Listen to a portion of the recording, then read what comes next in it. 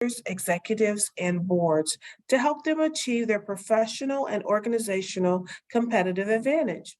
Pam's approachable style as a speaker, facilitator, and coach allows her to create a psychologically safe environment for her clients to make transformative and sustainable shifts in their conduct, attitude, and behavior.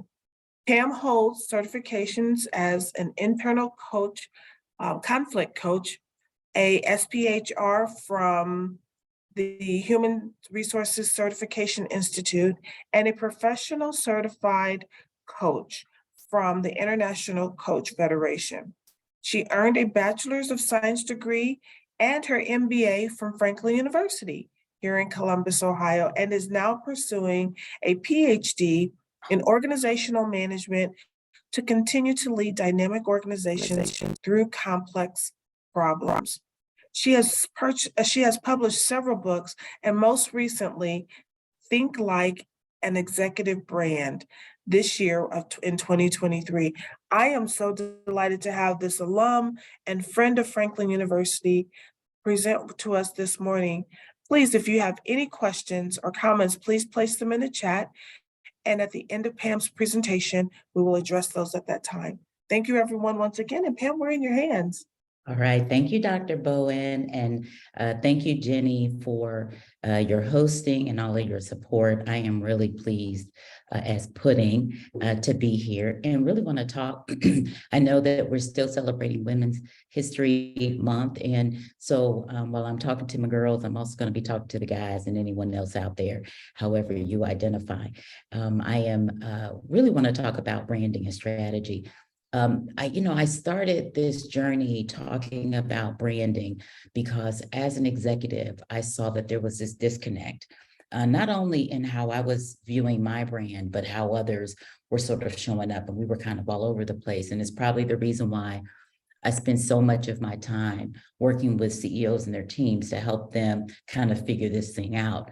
And what's interesting, there's a lot of research on this, is that we mistakenly, and I know y'all have heard this before, believe that what got us here, right, will keep us here. And that's not the case. And the reason why is because as you move up, there's less reliance on your technical skills, your technical ability, and more reliance on your ability to conceptualize and to build relationships, things like communication skills, strategic planning, decision-making, conflict management. All of those things are part of the conceptual skills that you have to master to be really effective as you move up. So as you move up, although you're tapped because of your technical expertise, there's very little reliance on it. So think of it as widget maker. You're the best widget maker ever. And then because you're a great widget maker, we're going to make you a supervisor. And then we're going to make you a senior supervisor. Then we're going to make you a super senior supervisor, right? But what you find is you're no longer making widgets, but you are responsible for the people who are. You're responsible for the strategies to make more widgets and to make more money, right? So your scope has expanded. And this is where our brands tend to fall apart. So I kind of stepped into the space to really help leaders who struggle with how do I develop a brand that is relevant, that is purposeful, that helps me realize and embrace, right, who I'm becoming at this level. And it really is about becoming.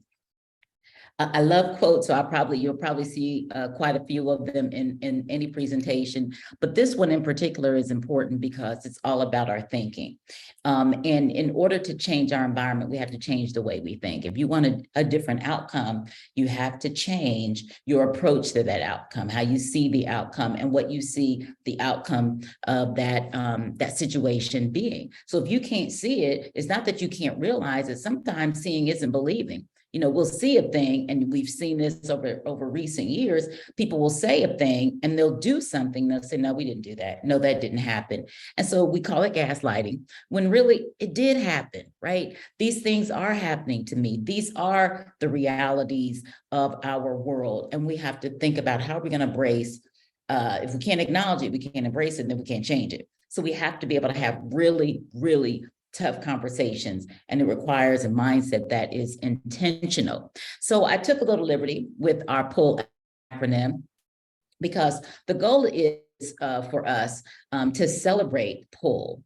And yeah, thank you, Dr. Bowen. Please feel free to post any questions that you have in the chat. I'll try to keep an eye on it, and I know that the team is going to do that as well. But we said it's powerful, unmistakable, legacy leader. And to be powerful means to have agency. That means I know, and I am seeking to have greater command and influence within the organization or within the scope of my responsibility. I have the ability to make decisions and to influence outcomes, right? And also to be held accountable for them. Some people want to be powerful, but they don't want to be held accountable. And if you're going to be in a powerful position, meaning you're going to have agency over decisions and processes and people, then you have to be willing to be accountable.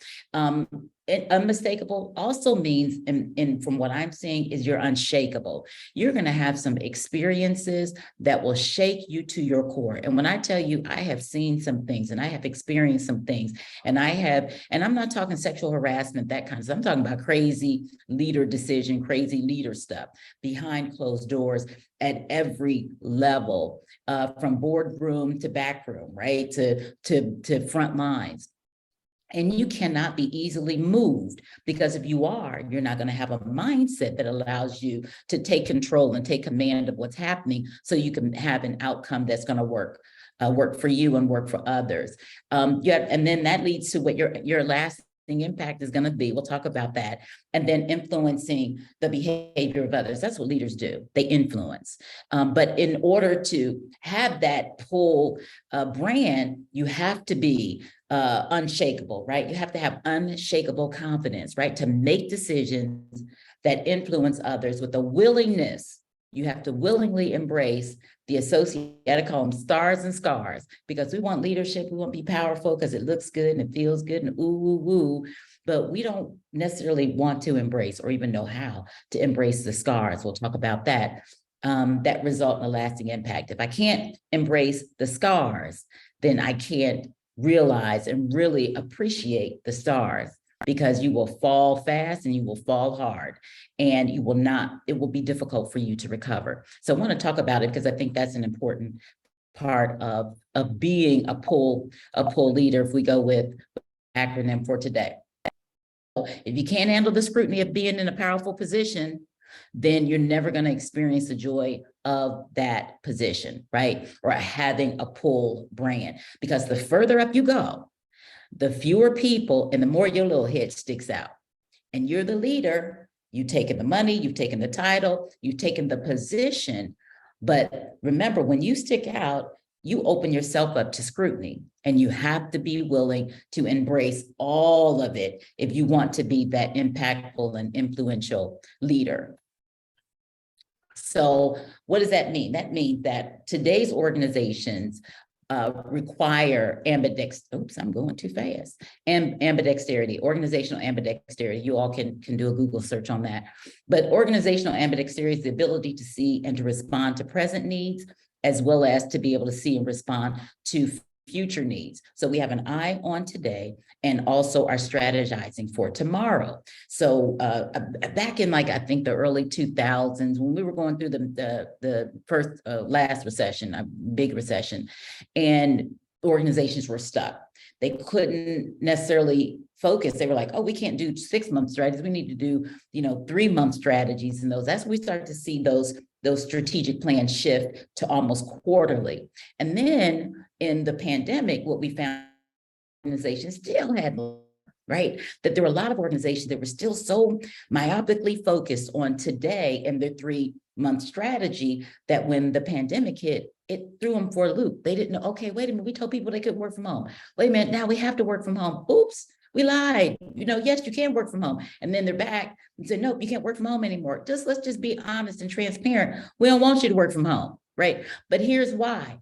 And being able to make the shift and to address the present needs while seeing around the corner that all of these other things. Technology is just exploding. Artificial intelligence, you need to have somebody's on the team who understand what that is. and all of these other things that are currently impacting the workforce and the work environment today. So it's thinking and focusing on our ability to both respond to the demands of today while also seeing what's around the corner. So I have 6 questions that I want to challenge you with for all of us who desire these in-demand brand, because branding is kind of tossed around a lot out there. Oh, I have a brand and all that stuff. Great.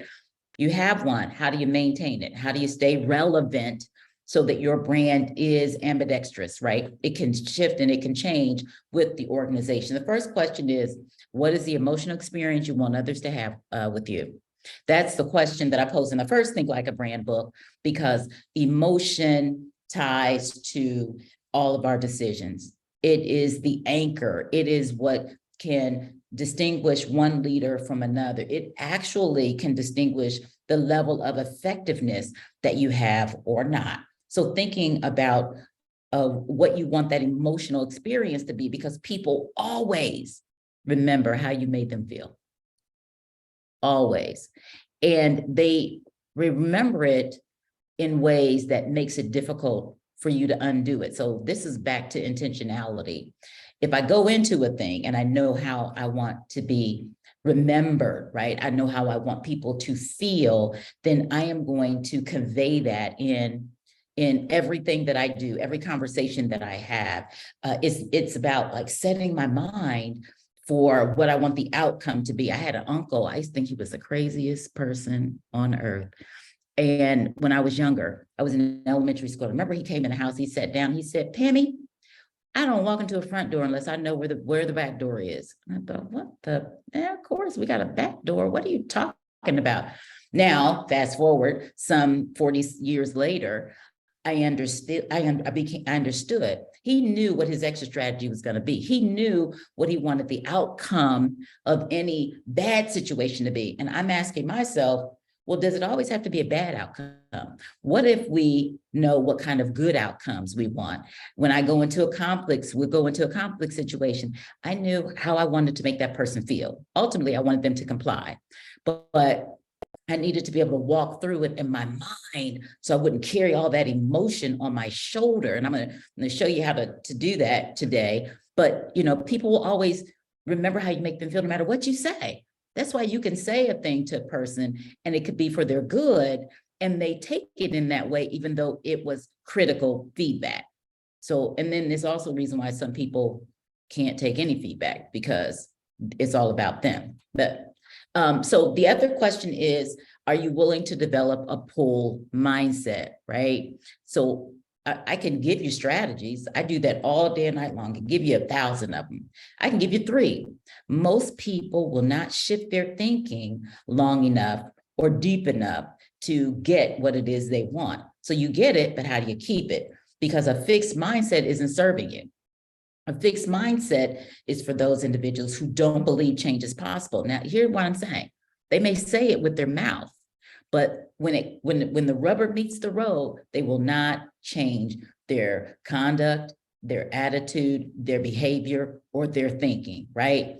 I went to New York and I got a little yellow cab because I'm always talking about conduct, attitude, and behavior. And I would hold it up and say, you know, then my son or somebody took it, but I would say, who's driving your cab? And what does that cab look like? Is it a dirty, filthy, don't nobody want to get in that cab vehicle? Or is it like the BMW of cabs that you see in Europe? Like, what kind of cab are you driving? Your conduct, your attitude, your behavior, you control all of that. But what's influencing all of those things is your thinking.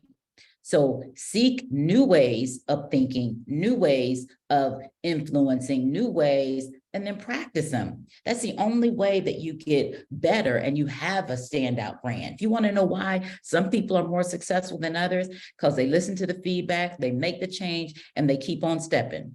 Others like, oh my gosh, I can't believe somebody gave me that feedback. That's not who I am. But that's how you showed up. So if it's not who you are, how'd you show up that way? Why'd you show up that way? Get some control, and then decide how you want to show up, right? We gotta be able to, again, stars and scars. We want to be lifted up, but when we get that elevation, we can't handle the scrutiny. Okay, so I screwed up, my bad. Tell me what I need to do to get it right. And then you work on not doing it again. That's how you develop credibility. That's how you begin to develop a brand.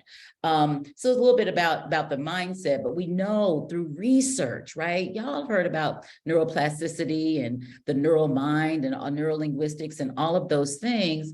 It's because we know that you can change your mind.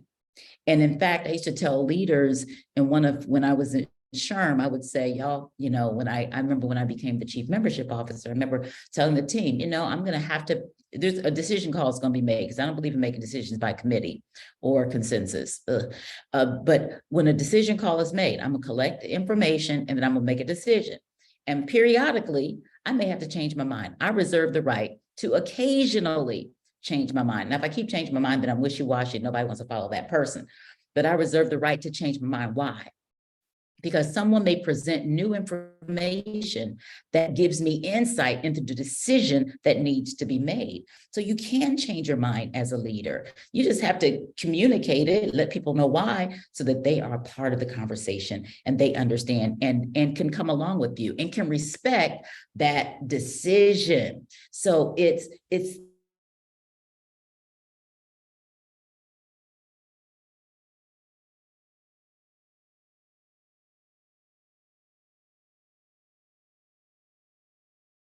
you will not make a change. So it's one thing for someone to say, oh, Pam, you need to do so-and-so. And then I'm like, no, I don't. That's not me. I'm not being self-aware, especially if another person comes along and another person says, they say it in a slightly different way. Self-awareness is the beginning of change. So if you don't know, somebody's going to tell you, then you have to decide what you want to believe, because your belief system are your strong opinions at best. They are not right or wrong. It's just how you see the world based on your education, your experience, your background, your upbringing, your faith or your not faith, right? All these different things shape our worldview. And because they are so prevalent in our minds, we often convey them or communicate them as fact, when really it's just my belief.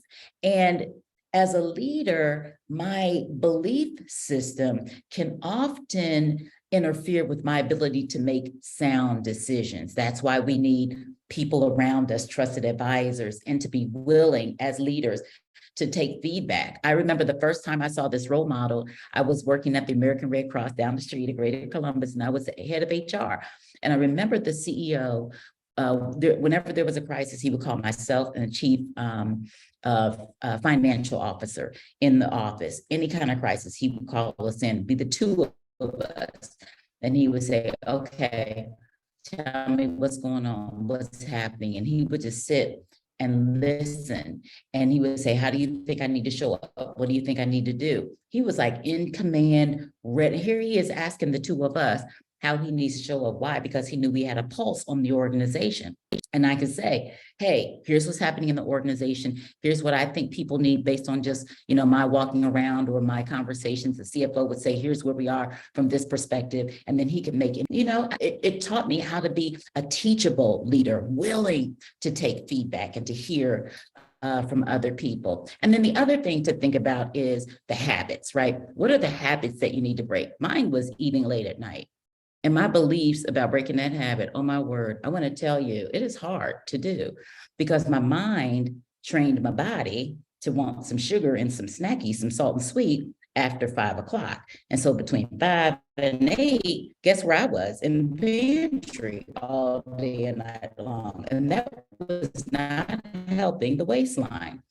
So, and the other thing was I was all groggy and, it's just directly tied to my mental habits. So I needed to break that habit. And I had to change my beliefs about why I was doing those kinds of things. Now that's a simple one, but there are all kinds of habits that we need to break that are not necessarily serving us well. So I want to distinguish between the two, and then we'll move on.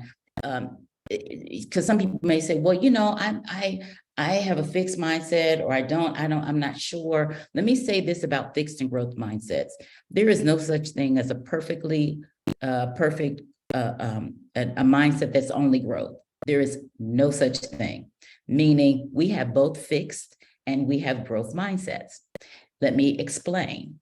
I think that as a leader, I have a growth mindset, but I also know that I have a fixed mindset when it comes to things like my faith, my family, how I approach my finance, the things I like, right? Things that bring me joy and excitement. I can have a fixed mindset in those areas and have a growth mindset at work. So they're not, they don't like, they're not mutually, they are beneficial to have, it's beneficial to have both. The real question is, how is it serving you? Right. And so when you realize that whatever you have the fixed mindset on might not be serving you well, it's an opportunity to shift into a growth mindset. The other thing to think about is, and here's an example, some things about a growth mindset, is that when you shift from a fixed to a growth mindset, you're going to shift your thinking from negative things to opportunity things, like this conflict or this situation or this crisis isn't to my end or to my detriment. It doesn't get a period, right? It gets a comma, right? It's an opportunity for me to see a way out of it, or to help other people improve, or help myself. Like really rethinking, like take a step back. What do I need to do to help bring others along? You can't bring other people along if you're in a fixed mindset. Now I'm gonna tell you this, I want y'all to listen to yourself. If you don't think that you have if you think you have a fixed or a growth mindset, either one, and you're like, I'm still not sure, if you are responsible for people, little people in your house or big people at work, I want you to listen to the words that are coming out of their mouths when they say things to you. When you comment and then they make a comment, or when they bring something to you, however they bring it to you is an indication of how you are conveying your mindset. People with a fixed mindset produce fixed mindset people. Even if a person is a growth mindset individual under a fixed mindset leader, they will become a fixed mindset performer. So depending on what they give you and how they come at you. So for example, person brings an issue, are they bringing an issue and saying, oh man, this and that, and this department here and those people over there, and they're coming with all complaints. That's a fixed mindset. You produce that. To change it, then you have to say, okay, tell me what's possible. You have to become a coach. You have to coach them out. That means you got to coach yourself out of it. No, if you get tired of people who come at you with all this negative stuff, coach them out of it, because you are producing that, or you are allowing it to continue. So coach them out of it. Ask those open-ended questions. Tell me what's possible. Tell me, what are the options? What else do you have in mind? Who else can help us? You've got to really coach them out of it, so that then they come to you, not with what's wrong, with what's possible. All right, I'm gonna get off of that one, but I just want to leave y'all with that little bit nugget. All right, some strategies, couple of things. You got to look for and welcome feedback, not just recognition. It is so easy to get high off recognition, but y'all, that's like a sugar high. You're gonna crash. And then you're gonna be, oh my goodness, I got to get more. You become a junkie off the feedback and the accolades. And then you start stealing other people's work so that you can get the accolades. Start giving some of that stuff away and start looking for the critical feedback. See the situation with a comma, not a period. I talked about that. Slow down the process.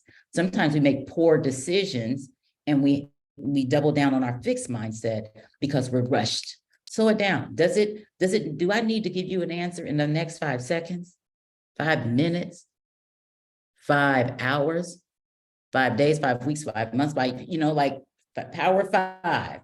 How long can I take to consider what is before me, especially if it is a critical kind of decision? I want you to slow it down. Stop allowing people to rush you into decision. Oh, we need to have this. No, you don't. No, because this same problem is going to be there in the morning, or this same problem is going to be there in 5 minutes. I need time to think and to process. And the other thing, when you slow things down, it allows you to go to your trusted advisors. It allows you to do what that Red Cross CEO did with us. And he pulled his trusted advisors into a room and he said, tell me what you think. Tell me how would you approach this? We have to in our lives, but you'll never get the wisdom of what they have to say if you don't slow it down. Believe that you are competent and fully capable, not perfect. You are competent and you are fully capable. You have everything you need to navigate any moment, any situation, even if you need to slow it down and go get some trusted advisors. Appreciate the journey, right? Not all things are going to come at you. They're not going to be easy. As a leader, you're going to get challenged with problem after problem after problem. And before you know it, you're saying, oh my gosh, why in the world did I take this job? It's just crazy. Well, let me just tell you, everywhere you go, it's going to be a little bit of crazy. So define for yourself, decide what kind of crazy and how much of it do you want. Some people have decided, I don't want any crazy. I'm going to go into this kind of role, right? I want to minimize the crazy. But if you want to maximize it, start moving up in leadership and you're going to have it coming at you in droves. If you don't learn how to manage your mindset, mindful, right? Think about what you're saying to yourself. Are you saying to yourself, oh, I can't do this. I'm just stupid. I'm just blah, blah, blah.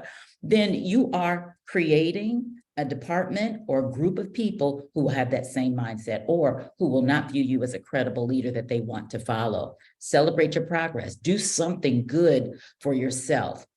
And then acknowledge your shortcomings and move forward. I say, get the t-shirt that says, my bad, I'm only human. Let me see what we can do to not let that happen again. Give me some feedback. Give me some thoughts. What do y'all think? Right? Get in the habit of getting other people involved in decisions and giving you the feedback. Not only will they learn how to receive feedback, but they'll learn how to give feedback respectfully. You don't get to give me feedback and be disrespectful. Now, respectfully. And yes, I've had to check a few people who wanted to give me feedback and they did it publicly, right? It was disrespectful and we all know the difference. And so you just have those conversations on the side and say, look, I appreciate the feedback, but you don't get to get in front of other people and disrespect me. If you have something to say that you feel is going to have some sort of deleterious effect on us, then let's have that conversation first. And then, because you wouldn't want me to do that to you, right? Okay, we're good. Let's move on, right? You just keep it moving. So before I get to, I saw some questions or some comments. Okay, good, great, love it. I love the comments. Now, the last question was on what's your competitive advantage? Now, y'all hearing that? Are y'all hearing that out there a lot? So let me just tell you what your competitive advantage is. Your competitive advantage is the reason why people select the work that your organization does over others, right? It's the reason why people have wars over Chick-fil-A or churches, right? Those chicken sandwich, remember that? Okay, Chick-fil-A's competitive advantage wasn't the sandwich. Chick-fil-A's competitive advantage, type it in the chat box if you know what it is. What is Chick-fil-A's competitive advantage? If you could sum it up, what do people really come to Chick-fil-A for? Type it in chat. There you go. Yep, the customer service. So it was never those chicken wars, that was never about chicken. Churches tried to make it about chicken. And we all tried them little chicken sandwiches, didn't we? But it was ultimately about the service.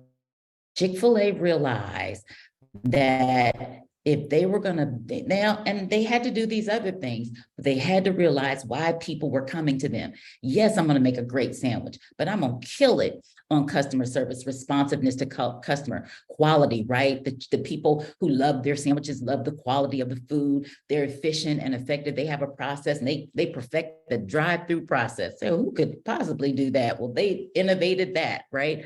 That's what makes them competitive. So it's not just the customer service. Yeah, we get you on the customer service, but we keep you on our ability to innovate the drive-through experience, to continue to provide quality food, and our efficiency and our effectiveness in cooking it and getting it, presenting it to you. I ask you the same thing. What is your competitive advantage? What distinguishes you from other people? Right? So I got to answer that since I'm the presenter, don't I? So when I think about my work, first, I had to know who my audience was. And while I worked in HR, my primary target audience was CEOs and anybody serving on that C team. So I had to be able to create language that connected both with the gatekeeper of HR, been there, done that. I still got my badge for it. to communicate with my gatekeepers to endorse what they knew that they needed the support to communicate with their executive team, to get them to properly, succeed or to go through the forming, storming, norming, and performing stage, right? So understanding what the audience was, I knew what their pain points were to help me think about how I was going to innovate, knowing what there's. So my first goal was my audience, responsive, knowing my audience. Who is your audience? Right? Knowing my audience were C-suite, but then who's around them? How do you get in front of a CEO? Most of your people are HR folks, right? So I had to know the language, know the custom, and respond to the HR leader's need to have the team perform more efficiently and effective, right? So in using that, right, and leveraging that, now I'm able to create quality programming, to be innovative. And one of the ways in which I'm going to just tell it all, I'm just going to just be, I know it's on recording, but people will say, well, Pam, how, there's a post of me in LinkedIn with President Clinton. And somebody actually called me and said, did you CGI that? Like, were you really with President Clinton last week? And I said, yeah, I was. And everybody, how did you?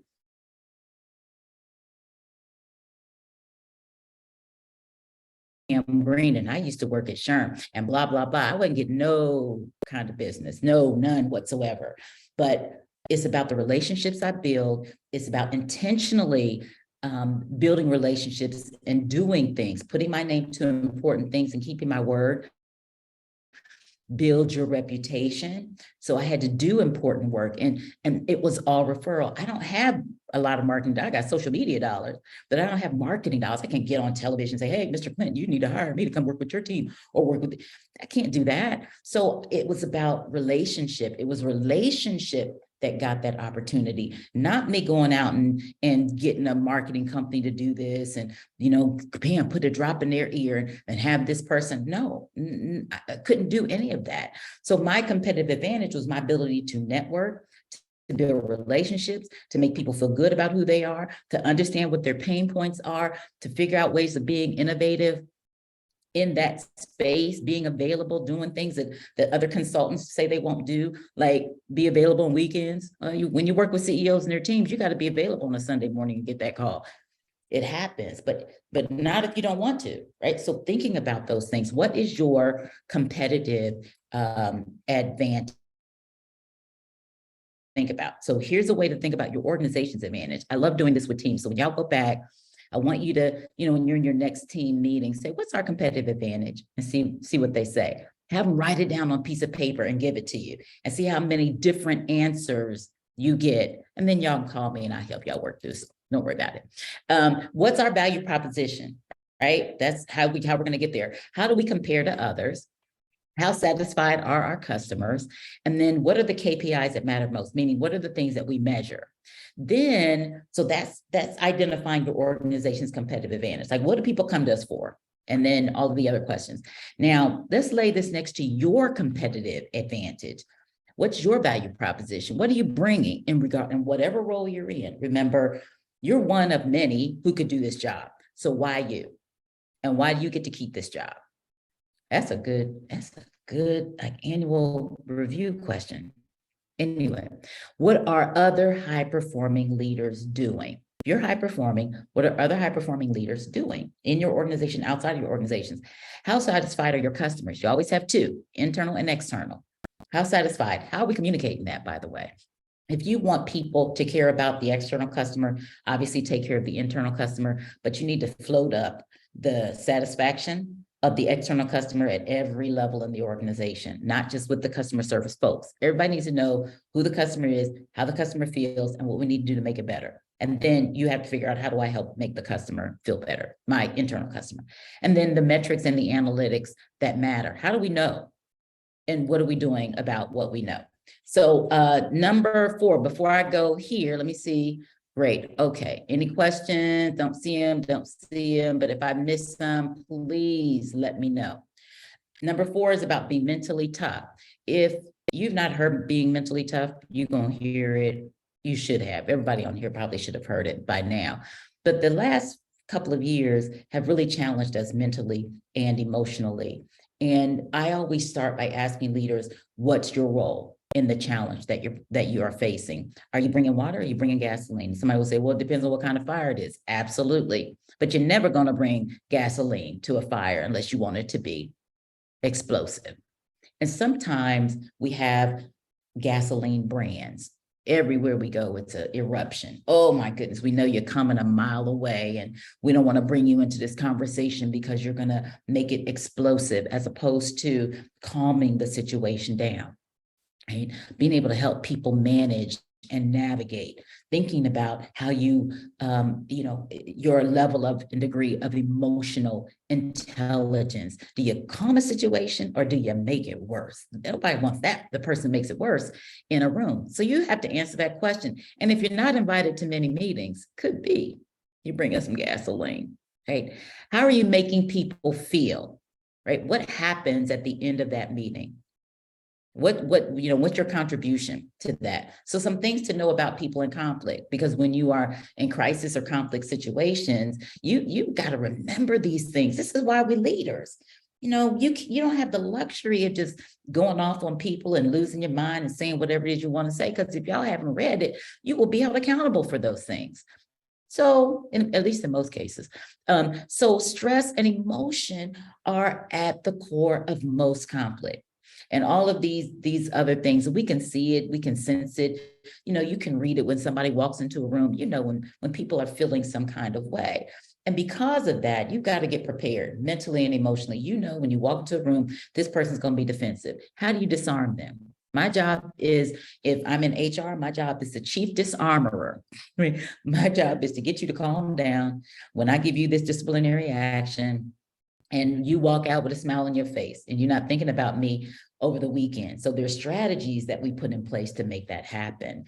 So you have to train your leaders and train yourself on how to deal with conflict and know that people are their reptile brain, their emotional brain is all over the place, and you got to disarm them and get them to calm down in order to have a really good, solid conversation. And you improve and you can help others by interrupting the negative thought process. I don't know if you all saw the movie Up. Like when my son was little, we saw the movie Up, and I will never forget. Remember the dog, and he'd go, squirrel, interrupt this thought, and he would go off on something else and then forget what he was talking about.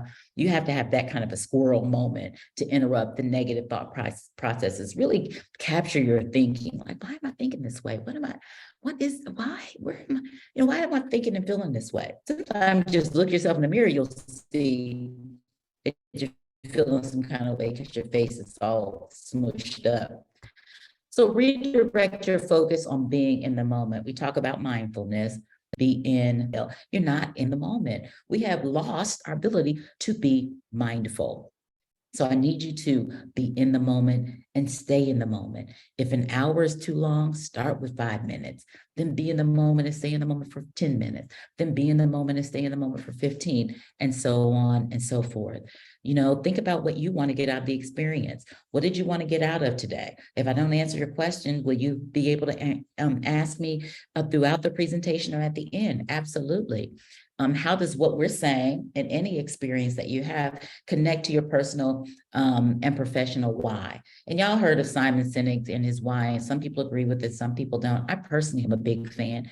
Totally agree with it, because if I don't bring my why into the room, if I don't bring my why into the job, if I don't bring my why into the relationship, into leadership, then I'm going to adopt your why. And that might not be satisfying for me, as we have found during COVID. So people are figuring out their whys, and they're shifting their mindsets, and finding how to fulfill their why, and then replace the negative self-talk with positive. Now, I'm not saying being high in the sky and I'm so perfect and magic and all of that stuff. I just can't get with all of that, because some people are just a little too magical for me, and that pixie dust get in your eye, and next thing you know, you can't halfway see. I totally get positive self-talk, but it's not it's not at such a level or an extent where I am blinded by my own magicalness, right? Like, I'm just creating words, but you know what I'm saying? Like, I want you to have a realistic perspective of who you are and how you are showing up. And when I'm coaching a lot of leaders, they go into organizations, and if their magic is inflated and they don't know how to be relatable. Oh man, we can just talk about that all day and night long. If you're not relatable, nobody cares how magical you are, because we don't want any of the stinky stuff that you're giving me with all that. It's stinky magic, black magic. We don't want that, right? So think about how you are showing up, what's your self-talk, and how relatable are you? Is it realistic? Are you really all that in a bag of chips? Or do you got some work to do like most of us? So to improve your capacity to pull, a couple of things: ask for feedback. You got to maintain emotional control, especially in public situations. I'm not saying don't cry. I'm not saying don't punch a wall. Don't do it in front of other people. Maintain emotional control, because that builds trust. Let people know, yeah, I'm a little disappointed. I'm not saying superficial crazy. I'm saying just, yeah, this is challenging. Okay, I got to think about this. Or, I'm going to need a moment. Don't just maintain emotional control. Realize that sometimes your success is going to bring out the worst in others. I can't tell you how often I've seen people who do really good work and other people can't handle it. It's too much of a disorienting dilemma for them. So that's going to happen. And just know that, sometimes people don't like you because they don't like you. And you can't make meaning of everything, because sometimes people will feel what we all feel, and then we think. Some people can shorten that. That's what emotional intelligence training is about. We always feel and then we think, but emotional intelligence shortens it so I can make a rational decision in an irrational moment or a situation. So question 5, I'll check to see if we had any sort of questions. Okay, good. Here's one. Number 5, we're almost done. Are you a manipulator, persuader, or an influencer? A couple of things to think about. Manipulation, you all know it when you see it, it's all about you. Think Bernie Madoff. I was doing a presentation, somebody said, who's Bernie Madoff? So yeah, that was kind of scary. And then if you're a persuader, still good. Your intention is good, but it's about really what's good for you. And then if you are an influencer, that's a long game. That's why it's at the right side, far in, because it takes time to develop that type of relationship and skill to be an influencer. And so we talk about different types of curiosity, and epistemic curiosity has to do with the deep desire to just to learn, to have knowledge about the people that you're working with so that you can influence them. That's a short thing. So a couple of influence strategies for leaders. You have to set goals, stay on top of you reduce myopia in one way. You got to read, you got to practice new ways of being, you got to explore different approaches. So I'm telling you stuff that I know you already know. The question is, why aren't you doing it? Like if you set goals and you've read, then are you using new models, right? There are decision-making models all over the freaking place. Are we trying different decision-making models as opposed to just getting in a room and deciding, okay, we're going to open or we're going to close, we're going to open, we're going to be hybrid. What are we going to do? Like, you can use decision-making models for a lot of these different things. Think about change management strategies. That also boosts our credibility, learn how to connect with people. And I always tell people, sit at the head of the table, even if you're in a virtual environment, meaning speak up when there's something to be said, right? Make sure that your voice is heard. Connect with your peers so that they don't feel like they can make a move without you, right? When I left organizations, they always say, Pam, what are we ever going to do without you? And I'm like, oh, poor thing. I don't know.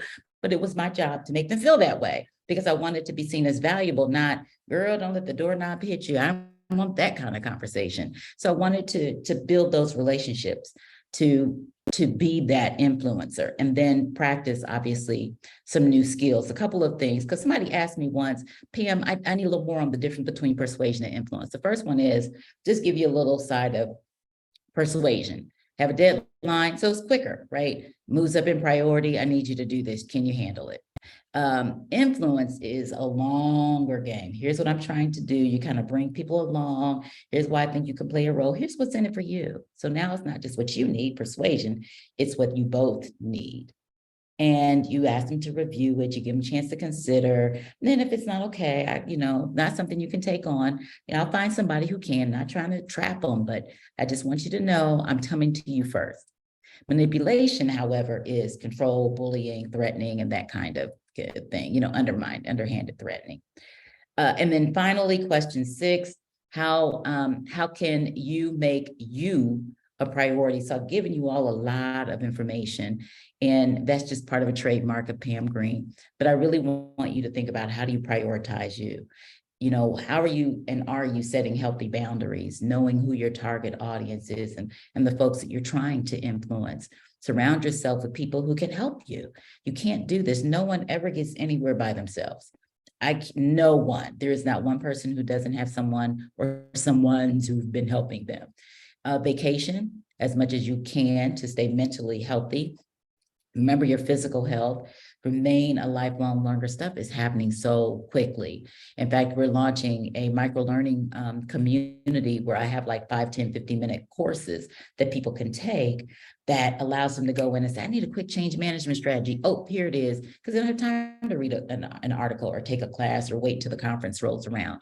And then get in the habit of being a practice leader. So there you have it. Those are some of the 6 strategies to pull you into excellence. Create a positive emotional connection, develop a growth mindset in situations that call for it, get clear on your competitive advantage, which means you understand what your company's is, bring water to the conflict, become an influencer, and make sure that you are prioritizing you. So I got some homework. So I'm a little Franklinites. Think about what your vision is for your pool brand. Like, so you want these things, but what's your vision on the other side of that? Because your vision is what's going to drive any behavior change that you need to make. In what ways can you use your pool brand to add value? Like, how are you adding value? We need to know what that is. If I'm not adding value, then what am I doing? How are you measuring your progress? And are you using a realistic measuring stick, or are you competing against someone that you shouldn't be competing against? And then capture some of the negative messages that you're repeating to yourself and shift them into positive messages. And then the final quote that I'm going to share to see if we have, before we have any questions or comments or thoughts, is to think about your mindset, that anything that you want to do is achievable, because we all have the same brain capacity. Y'all know that, right? So there are no dumb or smart people. We all have the same brain capacity. Some people use their brains differently. So just because you can't memorize a whole book doesn't mean that you're stupid. It just means you're not putting your brain's energy to that. Your mind dictates the direction of your body. So what is it that you want? Set the vision for it, and then put an action plan in place to get there. And with that, I'll see what questions or thoughts or comments you all may have. Amazing, amazing. This is always, you brought a nice new light on time to pull with your brand. I appreciate that so much.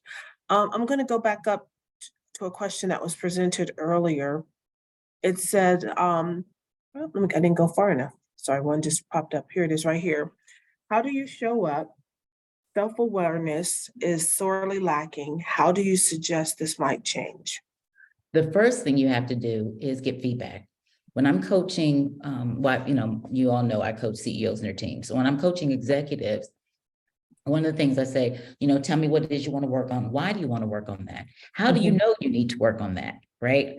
I don't know. Well, we need to find out. We got to do a 360. We need to talk to at least a CEO. We need to talk to a board chair. We need to talk to somebody to know, to validate whether or not what the information you have is accurate. So the feedback you get is going to dictate and tell you what you need to work on. And that'll help you be more self-aware. It's interesting you bring that up. I know some individuals who really rely on the 360, but they do it for people who directly report to them. They don't get a holistic, and 360 is a holistic review and feedback for the individual. And so it's easy to evaluate or have people evaluate you who report to you, because they're going to tell you some things that you want to hear, not necessarily how they perceive, because they're protecting their jobs. So I think that's really cool to share how we show up as getting that feedback. And then that self-awareness. And did you have any practical points for changing? Yeah, absolutely. So thinking about, you mean changing that process or just change in general? Change in general. I think this is what the individual's asking. Oh, yeah. So the process for change is thinking about for yourself is thinking about going back to what my vision is. So when I wanted to focus, just think about, I mean, I've in every job I've ever been in, I've been promoted or asked to stay or asked to come back. So there was something that I had to change along the way. So getting that feedback is definitely helpful. And then thinking about what my vision was connected to that. So if I get feedback that says, Pam, you need to show up in a more strategic way, that's a real popular one. Then I have to ask, what does strategic mean? Right. And then I have to create a plan for, okay, who I'm being now is not strategic and I'm not a strategic thinker, then what does that look like? Right. So that's the end goal. My vision is to be a more strategic thinker and to show up in that way. The real question is not that I wasn't the real situation that I faced wasn't that I wasn't being strategic. It wasn't being conveyed. So I wasn't asking questions or chiming in ways that help people understand that I understood what the strategy was. So I had to think about what the vision was and then create a path toward becoming that person. And a lot of it is in how we communicate who we are, not necessarily changing who we are. So it means I had to change my thinking about how I show up in meetings and how prepared I am and having hip pocket information, not to be defensive, but to be informative. So getting some insight into how I'm not showing up, I can put a strategy in place for showing up better and change other people's way of seeing me while I'm changing myself and how I am engaging my peers and others in and around the organization. Thank you very much. That point of how we're showing up is very important, especially as leaders, because it's easy to get into the doing and not the being. Right. And so one of the points that you brought up was about, what are other high performers doing in the organization, high performing leaders? I think that's a really good point because as we lead, we need to make certain that we are differentiating ourselves by our performance outcomes. So we have individuals That's who right. don't show up, but perceive themselves as high performers, but they're not at the table. They're not being invited to the table. They're not even being invited to the building, if I can say that.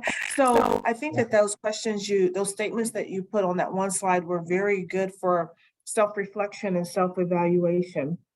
And I appreciate you doing that. And I love how you brought up the three different steps between manipulator to influencer and seeing where we're at in that continuum is very important as we lead and as we create our brand.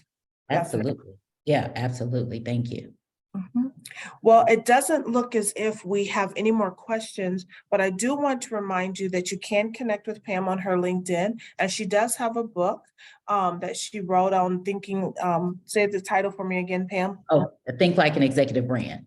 Think Like an Executive Brand, and it is available on Amazon. How do I know? Because I purchased my book when she first posted that it was done, it was published.